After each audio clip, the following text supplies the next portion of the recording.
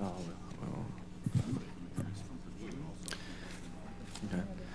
This joint hearing of the Subcommittee on Space and Subcommittee on Research will come to order. Good morning. Welcome to today's joint hearing entitled Exoplanet Discoveries, Have We Found Other Earths? In front of you are packets containing the written testimony, biographies, and truth and testimony disclosures for today's witnesses. Before we get started, since this is a joint hearing involving two subcommittees, I want to explain how we will operate procedurally so all members understand how the question and answer period will be handled.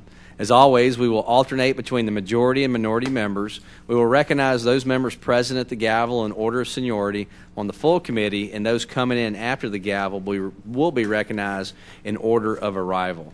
And because of today's vote schedule, everybody, both minority and majority members, have decided we're going to submit our opening statements for the record, which will allow us to proceed directly to our witnesses' testimony.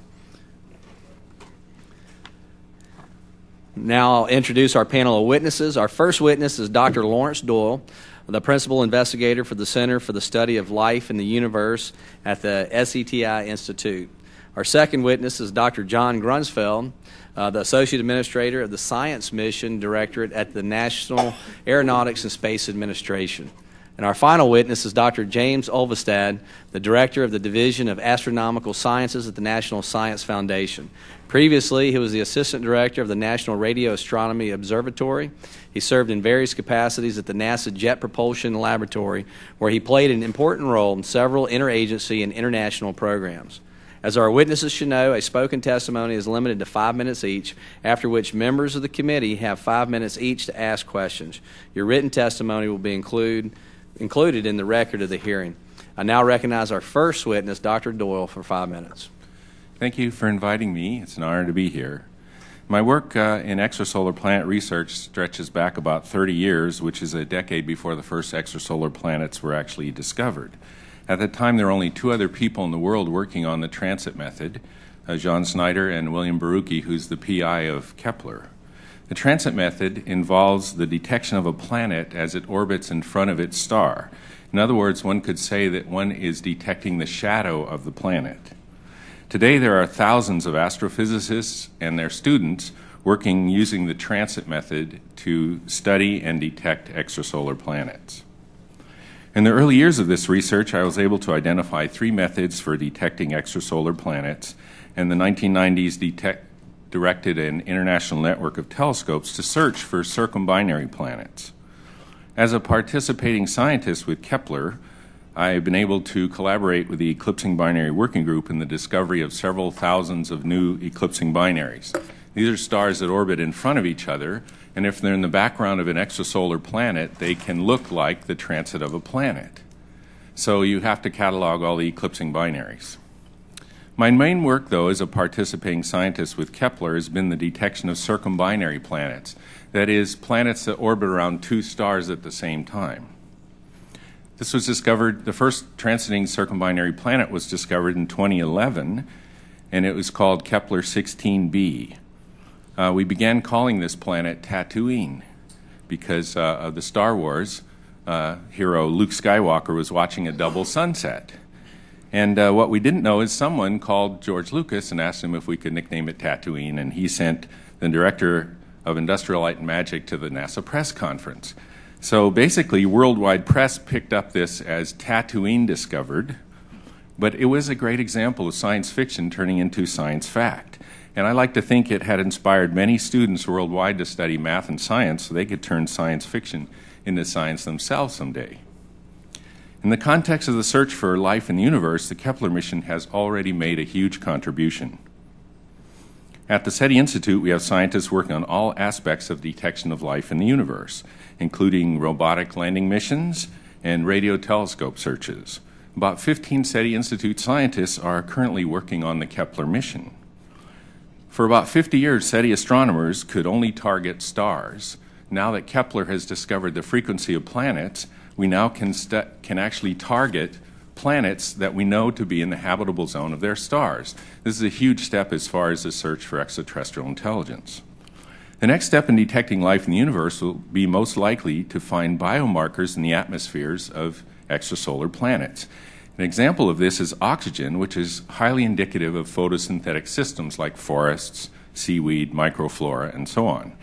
Taking a remote spectra of the Earth, the detection of oxygen would be indicative of plant life, possibly animal life, and maybe even intelligent life. So it could be that the first detection of extraterrestrial life will be forests. Finally, to answer the question, that is the title of this session, have we found other Earths? We know that the best candidate to date is Kepler 62f, but it is also 1.4 times the Earth's radius. It may be slightly too big to recycle its atmosphere with plate tectonics, but we don't know for sure. A lot of modeling still has to take place. So I would say the safe answer to the question is almost. Within the next few years, Kepler will likely be able to detect exactly Earth-sized planets. To put this in perspective, 2,400 years ago, the ancient Greek philosopher Metrodorus of Chios wrote this: "To consider the Earth as the only populated world in infinite space is as absurd as to assert that in an entire field sown with millet, only one grain will grow." Within the next few years, we'll have the privilege of finding the actual answer to this age-old question: in the universe, is there another place like home? I think with the Kepler mission, we are just on the verge of answering yes. I now recognize our next witness, Dr. Grunsfeld.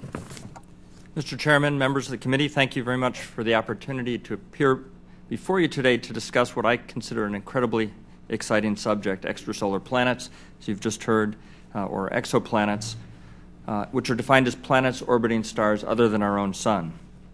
As a young boy growing up in Chicago, I quite often laid on the grass at night looking up at the stars wondering, is anybody out there? And even explicitly, are there planets around any of those stars?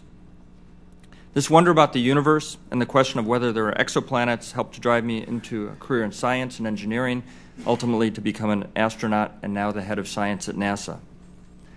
NASA plays a key leadership role in the quest to discover and characterize distant exoplanets and search for life in the universe. We work with a variety of space-based and ground-based telescopes, and in concert with the National Science Foundation and our international partners in observatories around the world. Since the first exoplanet discoveries in the 1990s, over 900 exoplanets have been discovered. There's an app on your smartphone you can check daily if you're really curious. And in just the last 4 years, the Kepler mission has contributed over 122 confirmed exoplanets and has over 2,700 candidates, most of which will probably turn out to be real exoplanets. Thanks to the Kepler mission, the statistics suggest that when you look up at the night sky, outside of the district, of course, because it's hard to see very many stars, virtually all of those stars have planets, at least one planet and perhaps a whole solar system around them. Even more exciting is the most common star in our galaxy, an M-class star.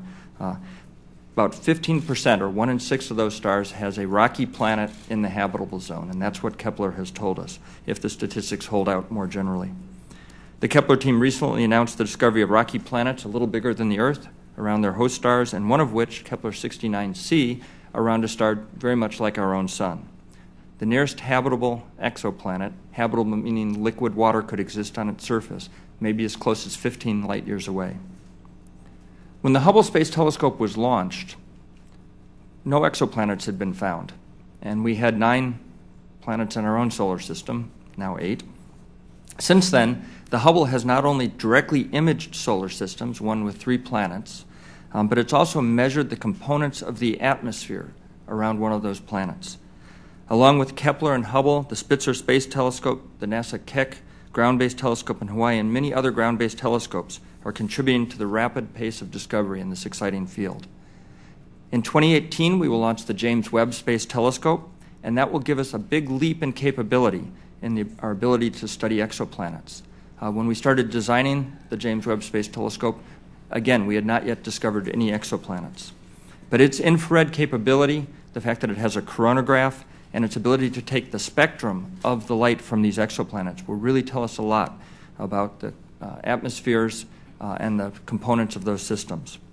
But even before James Webb Space Telescope, we're going to launch the Transiting Exoplanet Survey satellite, just selected as part of our Explorer program, and it's going to do an all-sky survey of the nearest and brightest stars, our neighbors, to see if there's transiting exoplanets around those stars.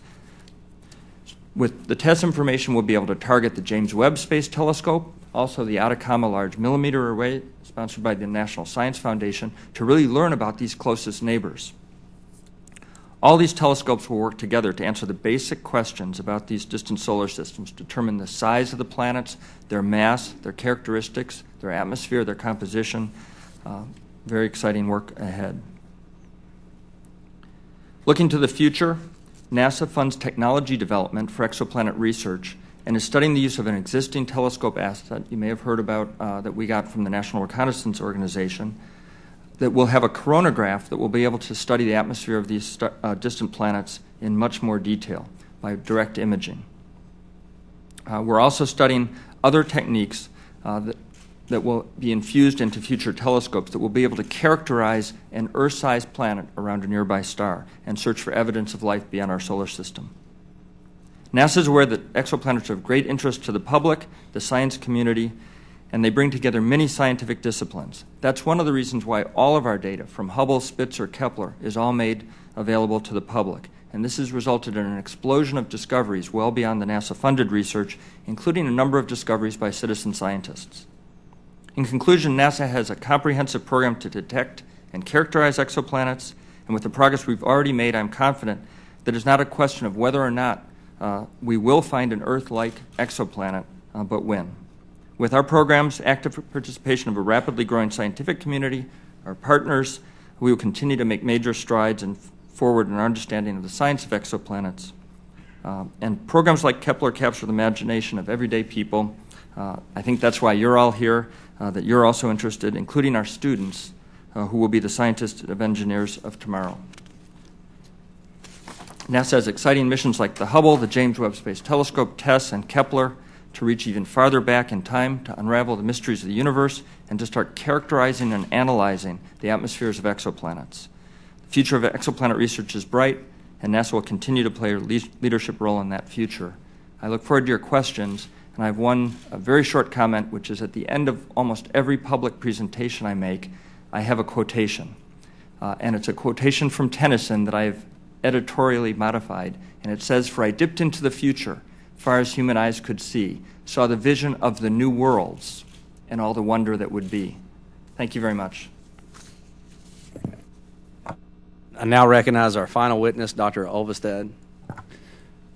Good morning, Chairman Palazzo and Chairman Bouchon, ranking members Edwards and Lipinski, and subcommittee members.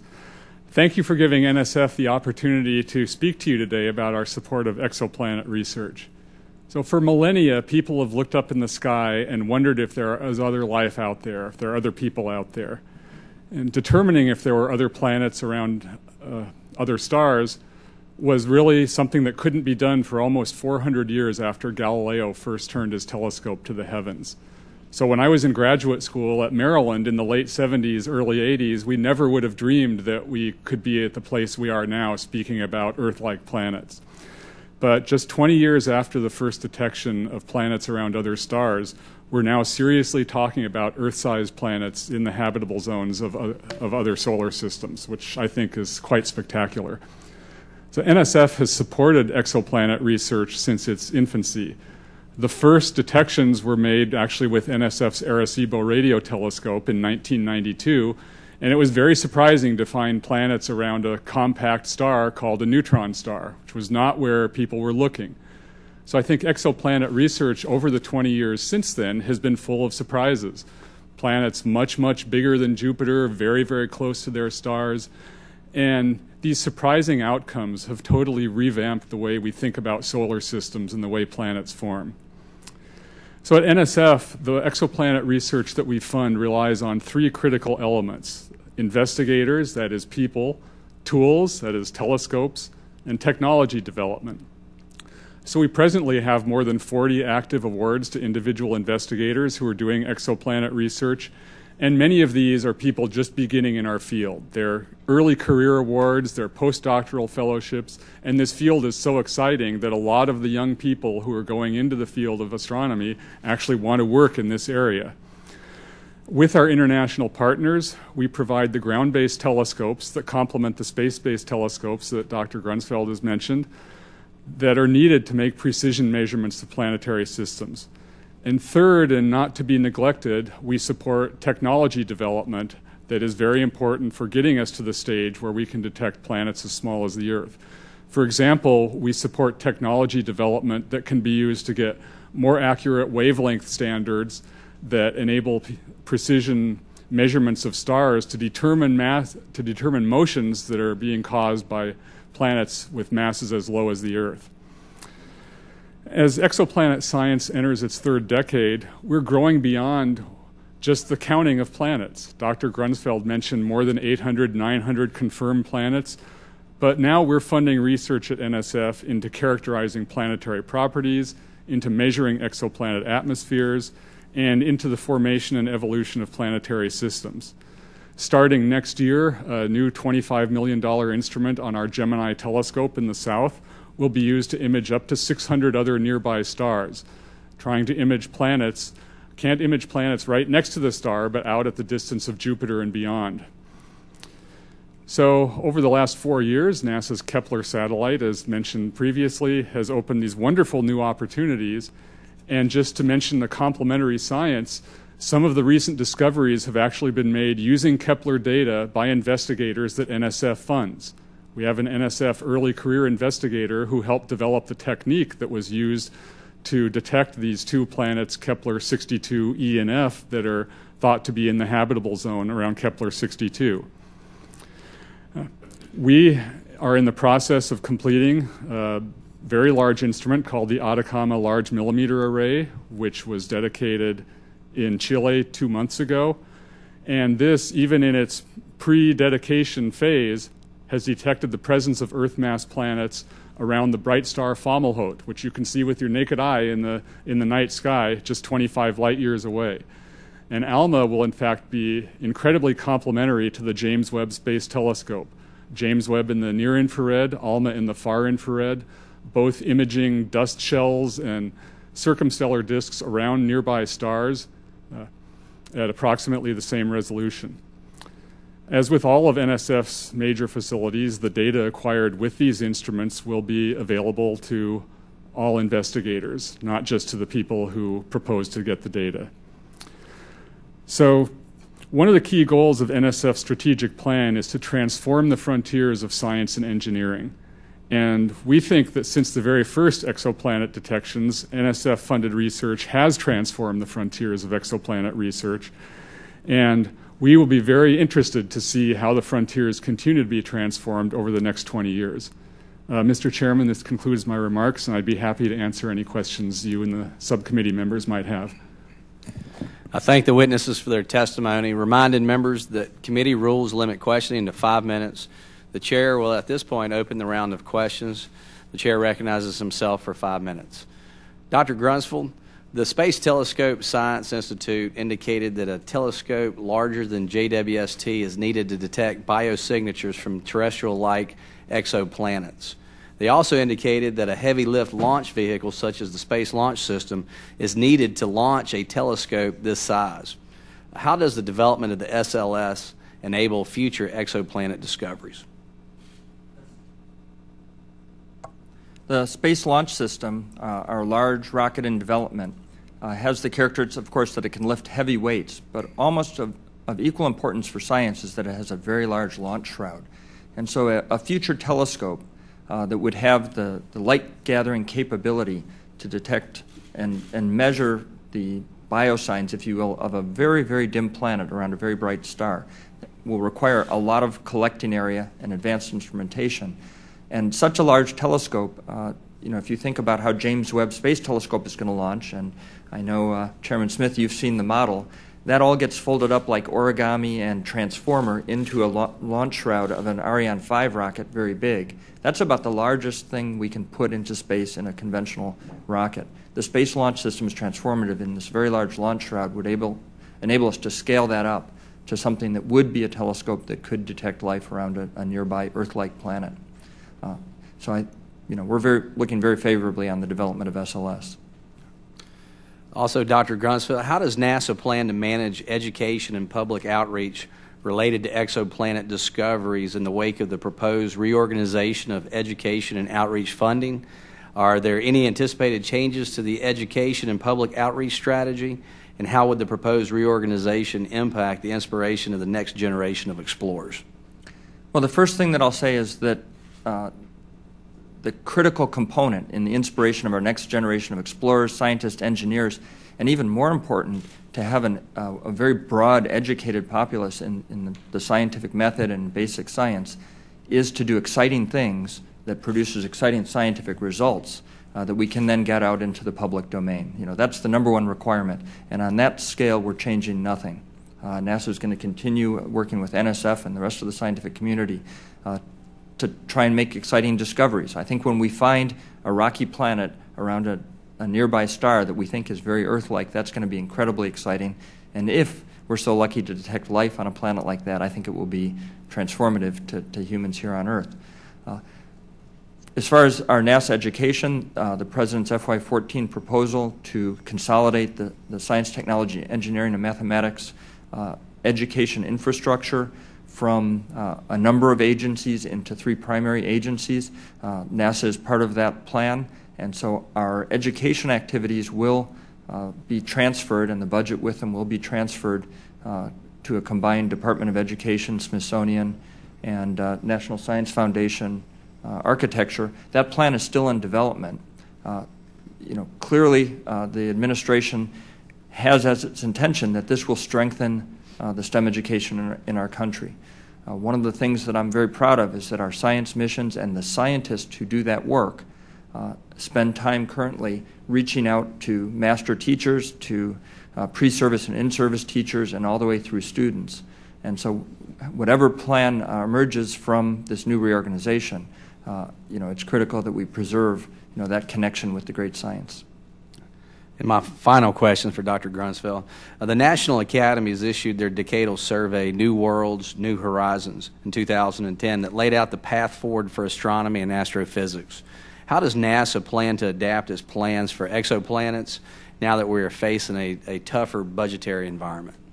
Well, I did bring a graphic. I don't know if that's easily available to come up. But we have in our current portfolio of exoplanet research, and again, it's all done in concert with National Science Foundation, also private observatories, but we use ground-based observatories currently, Hubble, Spitzer, and Kepler, to investigate exoplanets. So that's our current stable of very powerful telescopes, and that's what's allowed us to make all this tremendous progress, as well as other ground-based observatories.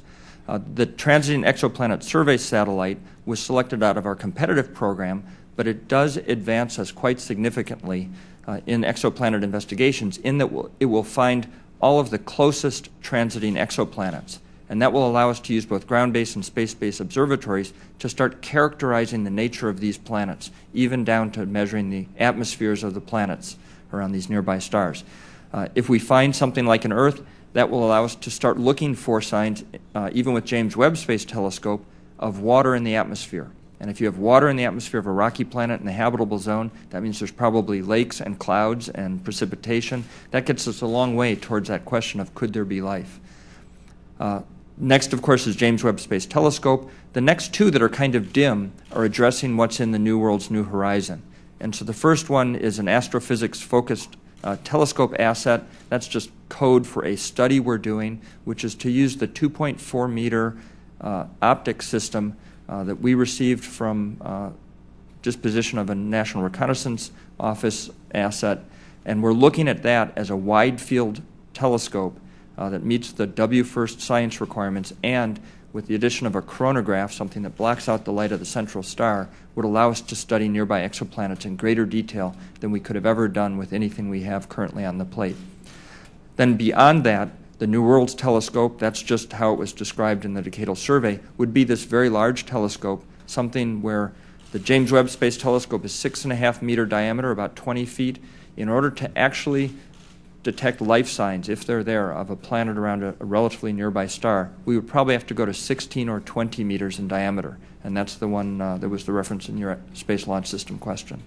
And so we have studies going, technology work on prototype detectors for those future lines. Given the constrained physical environment, we're looking very closely at this NRO asset. as a way to bring down the cost of doing the next great astrophysics mission. Thank you, Dr. Grunsfeld. I now recognize Ms. Edwards for 5 minutes. Thank you very much, and thanks to our witnesses. I have to say the work that you do is among the most exciting that those of us who are lay people can think about. It truly is, and so thanks so much for everything that you do. Dr. Grunsfeld, I want to follow up with your last response, and it really does have to do with this constrained fiscal environment, because a number of the things that each of you has laid out requires an allocation of resources over a period of time for us to get this, get on with it, if you will. And so I wonder if you can tell me how the current budget environment is really affecting exoplanet research and the additional technologies that are going to be needed over this next decade, and what are the likely impacts if we should continue with sequester into fiscal year 2014?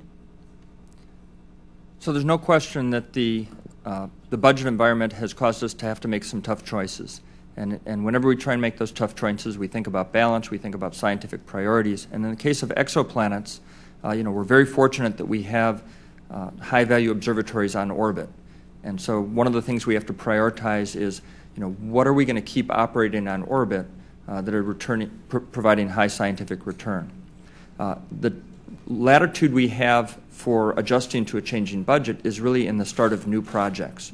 And so as an example, even though we have selected the Transiting Exoplanet Survey satellite tests, we've had to start to slow the start of that mission by about 6 months in just what we've seen from this year and looking into FY14. If we continue into a sequestered environment, then we're going to have to look at perhaps turning off an operating observatory or cutting back further on the development of new missions. And something like the study for the NRO Asset Telescope, AFTA, we would have to reduce our investment in that future, which would, of course, slow that down further. Now, that's a study. We haven't approved or come to you to ask for approval either. That's not approved internally within NASA or externally.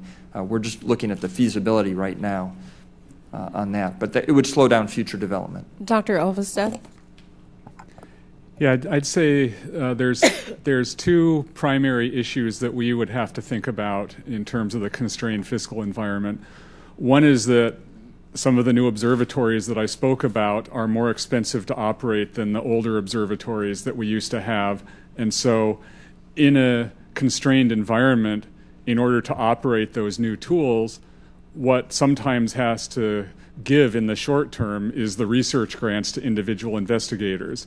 And as an example, I'll cite the ALMA telescope, which we're just bringing online, which we expect to be used very strongly in conjunction with JWST. So I'll just mention that's actually one of the ways that we will maximize the science is by trying to have these space and ground assets work together on coordinated programs.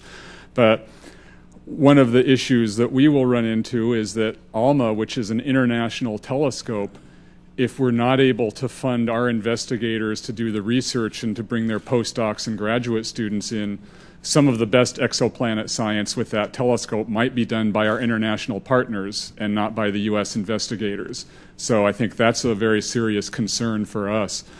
The concern other than that is just being able to make sure that having invested lots of money in these big tools, that we're able to operate them adequately, that we don't start doing things like scrimping on the infrastructure because we're trying to save a little bit of money here and there, and then essentially causing damage to the big investments we've already made. Well, let me follow that up because it's one of the concerns I've had, for example, with James Webb Space Telescope, is that we actually got, a lot of extended lifespan out of the Hubble because a lot of upgrades were made over a period of time. And so that gave us a tremendous bang for the buck. But the question is whether, if we face future delays, that, into 2018, will we beyond then be able to get more bang for the buck out of JWST in the same way that we did out of Hubble? Quite a long time ago, we looked at making the James Webb Space Telescope serviceable, similar to the Hubble. And largely due to the fact that it's an infrared telescope and it has to be very, very cold. Its design was to put it 1 million miles away from Earth, and that's a very inaccessible place. And so we abandoned the idea of visiting it and upgrading it. So the James Webb Space Telescope doesn't have the capability for upgrades the way Hubble does. So what determines the James Webb Space Telescope lifetime is really the onboard fuel. And so we've designed it to a design requirement of 5 years. But that's with, being NASA, we have redundancy, we have reserves, we plan for failures and operations. We hope, and actually the engineering says, we should get 11 years of life out of the James Webb Space Telescope in an actual operational mode that we think we'll use. Given that framing, we're looking very closely, and I'm very excited about the partnership with observatories like the Atacama Large Millimeter Array, because that's the way we're going to maximize the output of the James Webb Space Telescope, is by using our other assets. I have a little bit of a dream, but that dream is that not only will we have the ALMA and the James Webb Space Telescope, that we'll also have some overlap with the Hubble Space Telescope. And engineering mechanics will determine that lifetime, but right now Hubble is still doing well. I now recognize Mr. Bouchon for 5 minutes. Thank you, Mr. Chairman. Over here. I'm going to make a comment first, and then a couple of questions. This is not the only hearing that we've heard from people who depend on discretionary, so-called discretionary spending at the federal level. And my comment is that until the American people can help us address the entire piece of the federal spending pie, of which 60% we're not addressing today in Washington, D.C., people who depend on discretionary spending are continually feel the pinch, which is problematic, as Ms. Edwards pointed out. At this point, there's really only one significant proposal in Washington, D.C. to address the 60% of the pie, and that's on our side of the aisle in our budget. Until the American people help us address that, we're going to continue to have ongoing discretionary funding problems, because most of the driver of our national debt is not in discretionary programs, it's in mandatory spending. And everyone in D.C. recognizes that as a major issue. The question I have, first question I have is, I guess any one of you can address it, and I think it's important when people like me go back to Indiana and talk to people about where we spend money and why. And so, Dr. Grunsfeld, in a short order, what can I tell people why what you're doing is important to the American people? Well, there are a couple of different levels, but I'll try and keep it short.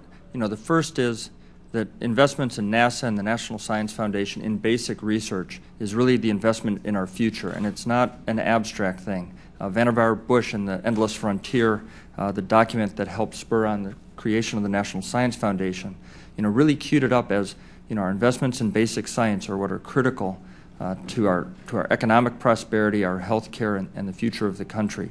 And it's just a wonderful document to read, because that's coming out of World War II, and the question was asked, how did science help us win the war and then generate such a strong economy? If we start cutting back on the basic research, on trying to solve very hard problems, like how to build the instruments on James Webb Space Telescope that challenge our industry, that challenge our engineers, that allow these companies to grow new techniques and new competitive tools, we'll just continue to start losing ground on the kinds of innovations that drive our economy. And that's a very tight loop and well-documented loop. At the other end of the extreme is this idea of kids looking up in the night sky, and I think we've all done that. And the science tells us things that just inspire us, that cause us to want to look towards the future, to have vision, that drives people through hard times, and that makes it into the science textbooks that hopefully our students then bring with them as they become future decision makers in our country, not just in Congress, but as medical doctors, and most importantly, as parents of children, that they have the knowledge to make good decisions based on technical knowledge. Thank you. Okay, I assume everyone's going to have a similar response, because I have another question that I want to ask. By the way, I agree with you. I think that when I talk to people about NASA, and this comes up all the time, I pull out the list of things that have been developed technologically and innovations that have come through NASA that aren't just about putting a person flying around the Earth and going to the moon, but all the other things that have happened as a result of developing the technology to make that occur.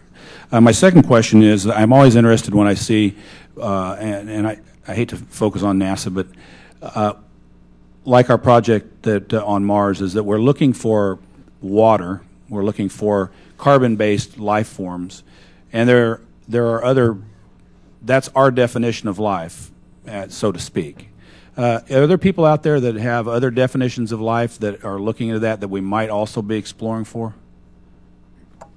Well, I think that that's a good question for Dr. Doyle from the SETI Sure, Institute. that'd be great. I will say that the Curiosity rover, although it has the scientific instruments, the mass spectrometers, to look at all the components of the soil we're digging up and looking for some signs of perhaps previous carbon stuff going on, it would see many other things. But I'll pass that to Dr. Doyle. I'll just say the definition, some of the people working in the field of exobiology are looking at the definition of life as anything that can store information. So there's a broad brush there. So there are studies going on about a broader definition. Right now you have to work with what you know, but silicon-based information storage and crystals and so on has not been out of the realm of consideration. Okay, thank you. I yield back. I now recognize Mr. Lipinski for 5 minutes. Thank you, Mr. Chairman.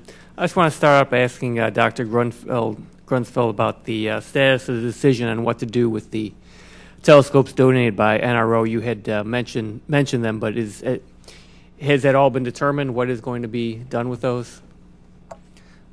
So the answer is no, we haven't determined what's going to be done with those. That's the subject I was talking about of the astrophysics large focus telescope asset that we've done a study on. At the end of this month, I'll get the results of that study, and then we'll brief Administrator Bolden, and that would allow us to go to the next step from just the study phase to actually, if he approves it, seeing if we should start doing some engineering to validate that those telescopes could actually be used for a future space telescope. Right now our focus is on completing the James Webb Space Telescope.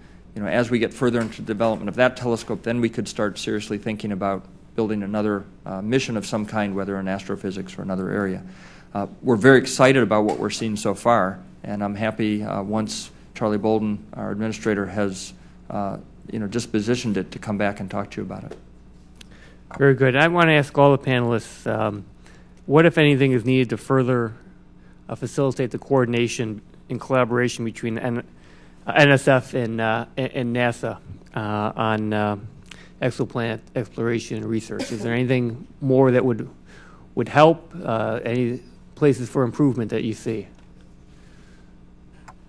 Well, let me at least start with that. I think that, as you heard from our testimony, we understand very well how our different assets could work together with each other, and we're in pretty regular communication about setting up joint programs and so on.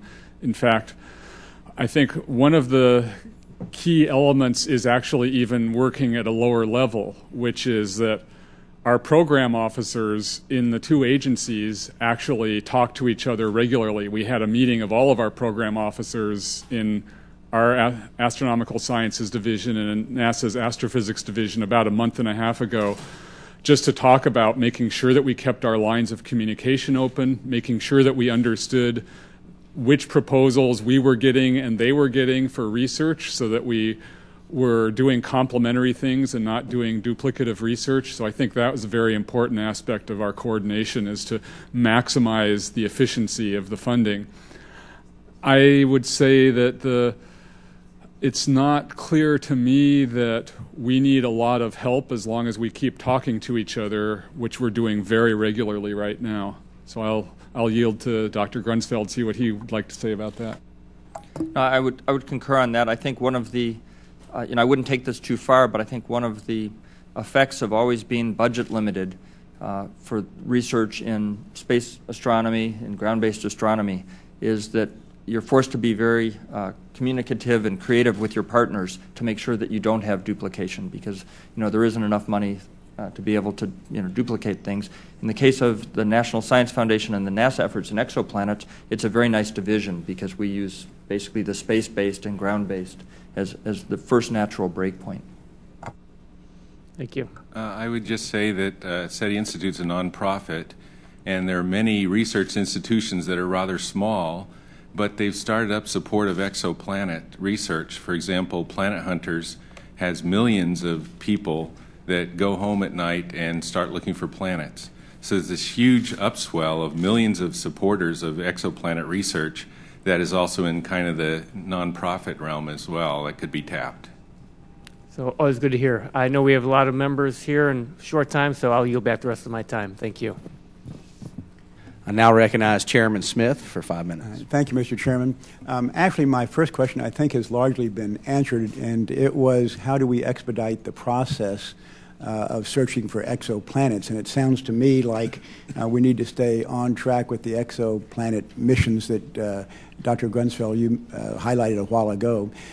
Would you all agree, Dr. Doyle and Dr. Grunsfeld, that the first thing we need to do is make sure the current missions that have been proposed are funded, and not all have been funded? Would that be your recommendation? Well, I'm glad to say that. Or are there any other missions that we ought to consider? Yeah. So I agree with you completely.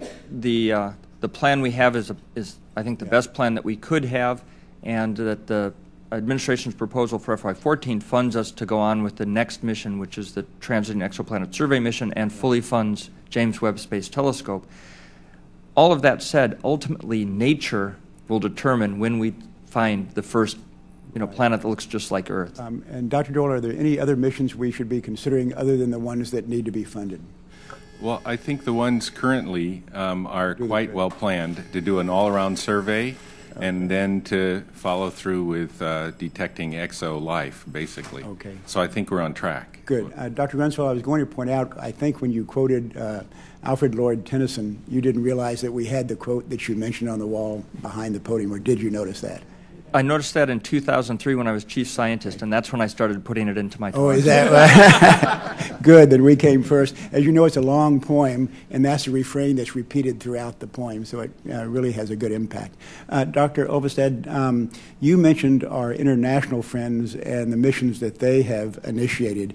Do you think we should perhaps duplicate some of those missions, or should we rely upon information that we get from them? Well, I think that what we're doing right now with our international colleagues is we're not doing duplication. We're actually going in together to build one telescope that any one of us would find it difficult to afford by ourselves. So that's mutually beneficial. So I think that's mutually beneficial. An example, again, we keep coming back to the Atacama Large Millimeter Array, but originally there were concepts for a similar telescope in Japan, in Europe, and in the United States. 3 different telescopes that were all going to end up fairly close to each other in Chile. And rather than building those 3 separate telescopes by the 3 areas of the world coming together, we were able to build one much more capable telescope that we all can use. Okay, thank you. Let me ask you all this final question, and that is that what new technology do we need to develop in order to expedite the process of detecting organic life on an exoplanet? And do we need to do more than we're doing? And if so, what do we need to do? And when do you expect us to have that blockbuster news that there is possible life on another planet? Dr. Doyle? Well, of course, as mentioned, you need a much larger telescope, but the detection of oxygen would be definitely an indicator of life on another planet. If it transits, you can also, that's another method for detecting oxygen on an exoplanet. But do we have the technology now to detect oxygen on another planet? If there was a very close star, like an M star, in a very close orbit, and we got lots of transits and we could differentially subtract, we might be able to squeeze by and get an oxygen line or so. Okay. But the next mission, of course, is to get the nearby transiting planets, right. And then we could consider it. Like Dr. Grunsfeld said, nature is the one that will decide whether we can do that in the near future. Dr. Grunsfeld, anything more we should be doing to expedite that time? A critical limitation is really the ability to separate the light from a bright star from the light from a very dim planet next to it that's in reflected light. And so we're spending a fair amount of technology funds and researchers working on techniques to do that light suppression across a broad variety of fronts, 4 or 5 different techniques. And so we're making a lot of progress. I think within 5 years, we will have demonstrated that if we put one of those instruments on a new large telescope, we would be able to detect essentially signs of life if they were as obvious as they are on Earth. Okay, we're going to hold that to you within 5 years. Or we'll have the technology. Yeah, Okay. you can hold me to that. Okay, Dr. Elvestad, any more thoughts on that?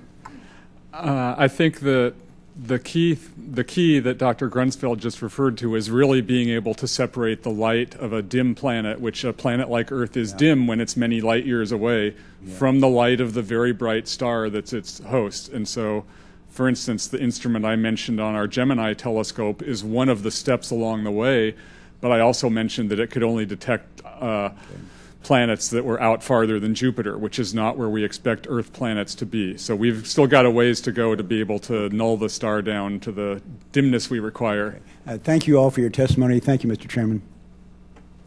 I now recognize Ms. Bonamici for 5 minutes. Thank you very much, Mr. Chairman and Ranking Member, for this interesting hearing, and thank you to the witnesses for your expertise.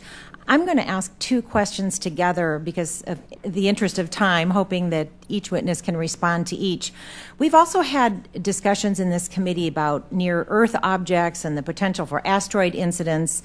And in those hearings, we talked a lot about international collaboration because obviously this is not just an issue that affects our country. So will you each discuss briefly the nature of international collaboration in the exoplanet research? And then the second question has to do with more of a big picture issue. As members of this committee, we're privileged to be frequently presented with this extensive information on these issues and hear from people with expertise. And then when we're back in our districts, we often find that the public at large lacks specific information about the work that NASA is doing and, importantly, how it affects them.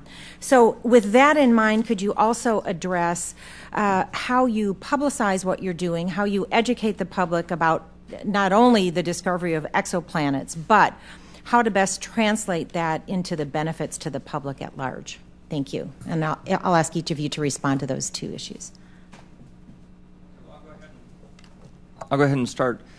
Almost everything we do in NASA has large international collaboration. The International Space Station, the James Webb Space Telescope, these are partnerships where there's integral collaboration between European Space Agency, Canadian Space Agency, the United States, in the case of the space station, Russia and Japan, and these are working great. I would say probably 90% of everything in the Science Mission Directorate is an international collaboration at some level, where we are contributing to a leadership of a European instrument, or another country is contributing to leadership in one of our programs. James Webb Space Telescope is an example where the U.S. is leading. Even on the Hubble Space Telescope, originally that it was a 15% share of European Space Agency, but when we actually go to use the telescope, it's very broad. And of course, all of our data is public, and so anyone can actually use it, and so that's much further. When we discover things, we put them out as press releases, we put them on websites, but more importantly, we have an education and public outreach program where the scientists work with master teachers, and that gets into the curriculum materials, into the textbooks, and into pre-service and in-service teachers who then work with millions of students. That's how we work through the educational side. Through more informal education, we reach out to libraries across the country, planetariums and museums. We do exhibits and shows, and all of that contributes to the public knowledge of the science benefits from NASA. Thank you. Dr. Doyle? On the Kepler team, I would say we have a huge number of countries represented. There's the Astrobiology Consortium, which is centered in Denmark, but there are 500 members of that, and that's just a spin-off from the main Kepler science team. So I would say Kepler is automatically international. With regard to reaching out and educational activities, one of the things that we're doing is basically starting a series of kind of a wiki university where people can learn about life in the universe from the SETI Institute and take classes and so on, and I don't see any reason why they couldn't pass the SAT after taking our classes. So it's free and online, and let's go for it. Thank you. Dr. Elvestad? Yeah, first on the international front, like NASA, most of our major activities now are international in terms of building big telescopes and operating big telescopes. But I will honestly say that there is also some competition there. In the use of those telescopes, we would like the scientists from the United States to actually be leading in the discoveries. So they may be in collaborations, in fact often are, with other international scientists, but we do want to make sure that the U.S. scientists have the opportunities to use the tools we've built. Now, you mentioned near-Earth objects, so I'll just pick up on that for a second. The #1 ranking in the National Academy Decadal Survey for a ground-based instrument was actually something called the Large Synoptic Survey Telescope, and one of its science goals is to characterize the asteroid population in our own solar system, and can do that very extensively, including near-Earth asteroids. That happens to be not an international partnership, but a partnership with the Department of Energy. So you may consider them international relative to NSF and NASA. They have slightly different cultures than we have, but that's a different sort of incredibly valuable partnership. With respect to the public information, one of the requirements we have at NSF for everybody who applies for a research grant and for our large facility managers is something called broader impacts. And they're required to tell us what they're doing, will do in their grant for broader impacts to the public. So in getting ready for this hearing, I was actually looking at the research grants that we've been making on exoplanets over the last several years. And a large fraction of those people, their broader impacts involved going into high schools. It ranged between K to 12, but high schools seemed to be a particular point that they were interested in. And that, if I can pick up on a previous question, is very important because... My time has expired. I'm sorry. My time has expired. Thank you, Dr. Elvestad. I now recognize Mr. Robacher for a couple minutes. Not the full 5. Couple minutes. Let me just note that we've been engaged in a search for intelligent life for a long time over in the Senate, however, and sometimes it's hard to determine. Just want to make sure we understand that the at last mission concept does not necessarily rely on the SLS rocket, does it not? There are other 2 proposed architectures for this system that would not require us to build this big booster. Instead could be launched on EELV class launch vehicles. Isn't that correct? Yes, so the Advanced Large Area Space Telescope concept is one of these New Worlds type future large telescopes. And in that study, there were 3 telescopes studied, an 8-meter diameter, 9.2. Well, the answer is yes. I got Sorry, the answer is yes. And the answer is yes. So yes. This is not an. Do you know what the budget for the SLS launch system is? We don't know, so you don't know either, quite frankly. That was a leading question. All right. And if that money was going to be taken out of your budget to develop the SLS launch system, rather than go with the launch systems that we've already got, would you be supportive of that? No. Right.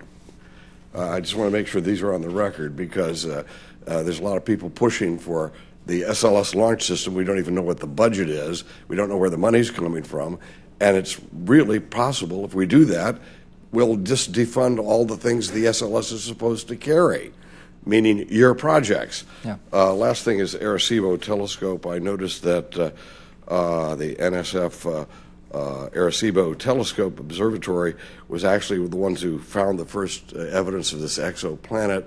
Let me just note, we almost closed that down for lack of funds, and some of us understood just how important that was. And let's make sure we, because that telescope remains a very important part of the very projects that we're talking about. So, Mr. Chairman, thank you very much for the hearing, and I just wanted to make sure we got on the record. Thank you. I want to thank the witnesses for their valuable testimony and the members for their questions. The members of the committee may have additional questions for you, and we will ask you to respond to those in writing. The record will remain open for 2 weeks for additional comments and written questions from members. The witnesses are excused, and this hearing is adjourned.